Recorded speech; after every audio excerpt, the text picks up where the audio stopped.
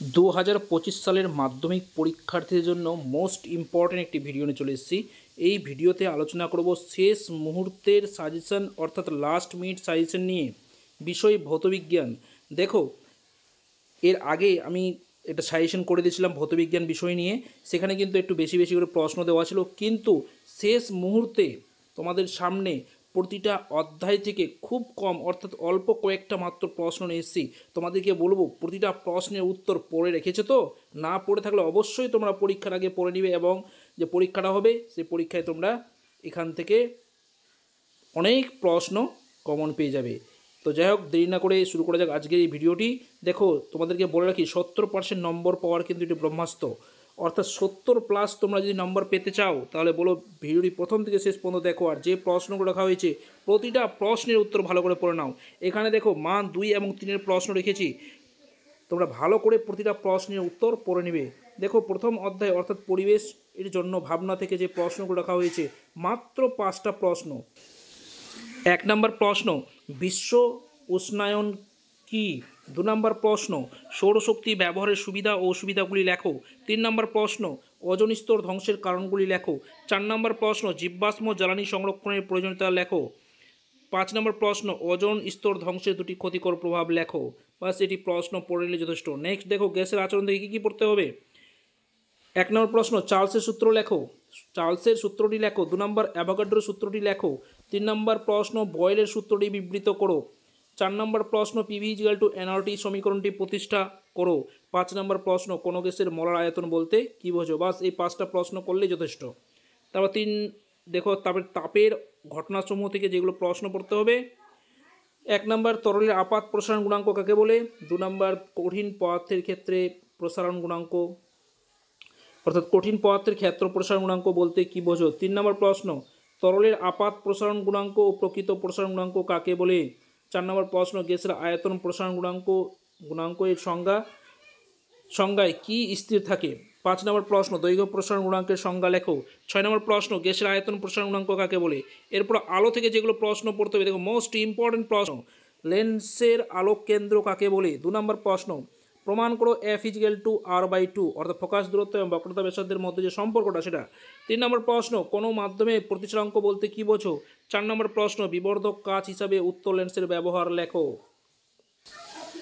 5 নম্বর প্রশ্ন, রৈখিক বিবর্ধন কাকে বলে। 6 নম্বর প্রশ্ন, লেন্স উত্তল, এখানে উত্তল হবে, তোমরা একটু ঠিক করে নেবে, উত্তল লেন্সকে অভিসারী এবং অবতল লেন্সকে অপসারী লেন্স বলা হয় কেন।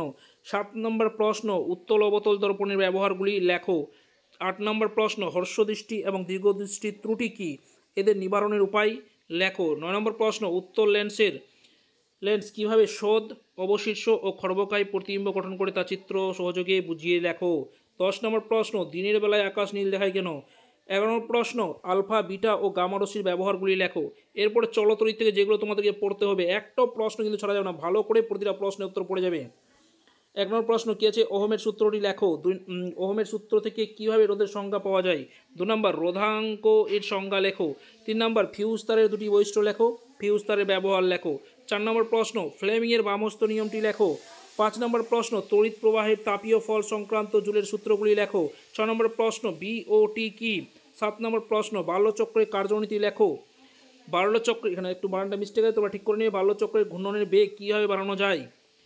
8 নম্বর প্রশ্ন, সিএফএল ও এলইডির তুলনা করো। 9 নম্বর প্রশ্ন, এসি ডায়নামোর কার্যনীতি লেখো। 10 নম্বর প্রশ্ন, আন্তর্জাতিক নিয়ম অনুযায়ী লাইভ, নিউট্রাল ও আর্থিং তারের বর্ণ কী। 11 নম্বর প্রশ্ন, লেন্জের সূত্রটি লেখো। দেখো, এই অধ্যায় থেকে কিন্তু তোমাদের একটা অঙ্ক থাকতে পারে, ভালো করে প্র্যাকটিস করে নিবে। তারপরে দেখো, পরমাণু নিউক্লিয়াস থেকে মাত্র 2টি প্রশ্ন পড়তে হবে। নিউক্লিয় সংযোজন ও নিউক্লিয় বিভাজন কাকে বলে। 2 নম্বর প্রশ্ন, পরমাণুর ভর ত্রুটি বলতে কী বোঝো। তারপর দেখো, পর্যায় সারণী ও মৌলের ধর্মের পর্যায়বৃত্ত থেকে কী পড়তে হবে। পর্যায় সারণীতে হাইড্রোজেনের অবস্থান বিতর্কমূলক কেন, অথবা হাইড্রোজেনকে দুষ্ট মৌল বলা হয় কেন। 2 নম্বর প্রশ্ন, মৌলের তড়িৎ ঋণাত্মকতা কাকে বলে। 3 নম্বর প্রশ্ন, মেন্ডেলিভের পর্যায় সারণীর ত্রুটিগুলি লেখো। 4 নম্বর প্রশ্ন, মেন্ডেলিভের পর্যায় সূত্রটি বিবৃত করো। 5 নম্বর প্রশ্ন, আধুনিক পর্যায় সূত্রটি বিবৃত করো। এরপর দেখো, আয়নীয় সমযোজী বন্ধন থেকে যেগুলো প্রশ্ন পড়তে হবে, HF, CaO, NaCl, CH4, H2O, NH3, MgCl2 এদের ইলেকট্রন ডট গঠন দেখাও। দেখো, এখান থেকে একটা পাবেই তোমরা। ইলেকট্রন ডট গঠন। তারপর 2 নম্বর দেখো, গ্লুকোজের জলীয় দ্রবণ তড়িৎ পরিবহন করে না কিন্তু সোডিয়াম ক্লোরাইডের জলীয় দ্রবণ তড়িৎ পরিবহন করতে পারে কেন? Most important. তারপর নেক্সট অধ্যায় তড়িৎ প্রবাহ ও রাসায়নিক ক্রিয়া থেকে পড়তে হবে। অ্যানোড মাঠ কি? 2 নম্বর একটি তীব্র এবং মৃদু তড়িৎ বিশ্লেষ্য পদার্থের নাম লেখো। 3 নম্বর কোন ধাতুতে নিকেল তামার পোলে দিতে ক্যাথোড অ্যানোডে কী ব্যবহার করা হয় এবং তড়িৎ বিশ্লেষ্য পদার্থ হিসেবে কী ব্যবহার করা হয়? মোস্ট ইম্পর্টেন্ট প্রশ্ন। এরপর পরীক্ষাগার ও রাসায়নিক শিল্পে অজৈব রসায়ন থেকে যেগুলো প্রশ্ন পড়তে হবে পরপর দেখে নাও। হেবার পদ্ধতিতে অ্যামোনিয়ার শিল্প উৎপাদনের শর্ত সমীকরণগুলি লেখো। 2 নম্বর অ্যামোনিয়া বিজারক গ্যাস কীভাবে প্রমাণ করবে? সমীকরণ লেখো। 3 নম্বর নাইট্রোলিন কি? এর ব্যবহার লেখো। 4 নম্বর স্পর্শ পদ্ধতিতে সালফার ডাইঅক্সাইড থেকে সালফার ট্রাইঅক্সাইড শিল্প উৎপাদনের শর্ত সহ রাসায়নিক সমীকরণ লেখো। নেক্সট দেখো ধাতুবিদ্যা থেকে যেগুলো প্রশ্ন পড়তে হবে।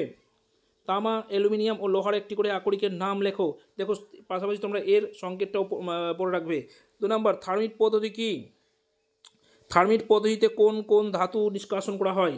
3 নম্বর প্রশ্ন গ্যালভানাইজেশন কি? এর ব্যবহার লেখো।